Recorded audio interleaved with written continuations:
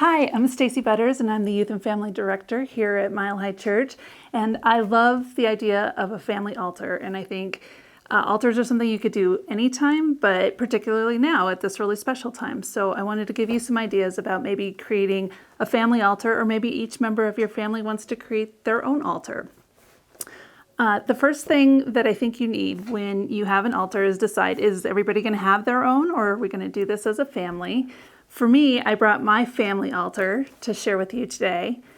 The first element that comes with an altar is really a light. And I have a candle here on my altar. Your candle could be a regular candle, could be a special candle, could be a battery-operated candle, could even be a flashlight, depending on the age of your kid. But really the idea of that light is the anchoring element of an altar for me. It's the light that represents that light that is everywhere inside of everyone and inside of each of us. So a light, really important element.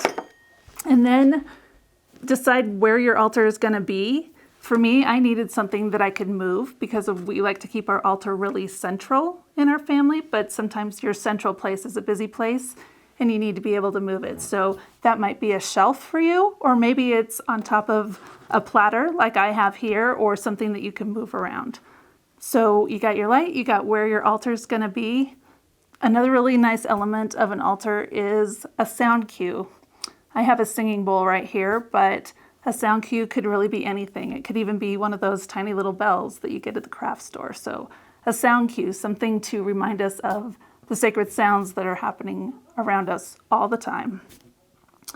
Beyond that, I think the altar really represents what's important to you, your connection, maybe to each other or to things that are important to you, maybe your intentions, what you intend to have in your family, what you intend to have in your life.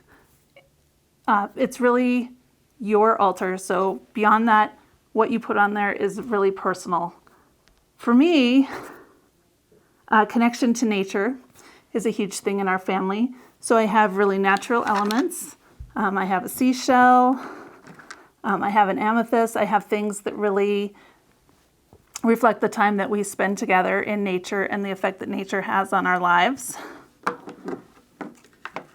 It might also be the virtues and those things that really represent your family. In our family, creativity is a huge thing. So we have elements that my children have made over the years, things that represent being able to create out of what we have and really reflect that and have that be a regular part of our day, that creativity. Another thing that's really important in my family and might be important in yours is representations of lots of different cultures or religions. So I have a Buddha right here on my altar.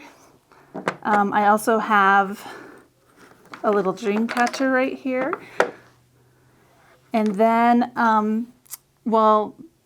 this one's really important to my husband, but it also really represents family for us. We actually have a rosary here, which belonged to his grandmother. So things that might not always seem obvious for your altar might have a connection beyond the obvious for you and would really belong there. Prosperity and abundance is something that we have ongoing conversation about in our house.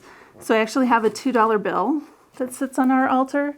And that really represents that abundance can come to us in really unusual ways. It doesn't always appear obvious, the abundance that we have in our life. Once you've decided and you have your things assembled and you've got your altar going, I would say altars are also sacred. So this isn't a place where things just get dumped. It's on here, we're playing with it, we're taking it off. Things that go on an altar really stay on an altar for the appropriate amount of time for you. But it's a sacred thing. Sacred for you, sacred for your kids, sacred for your family. Hope I've given you some ideas about things you can do for your own altar. Have a great day.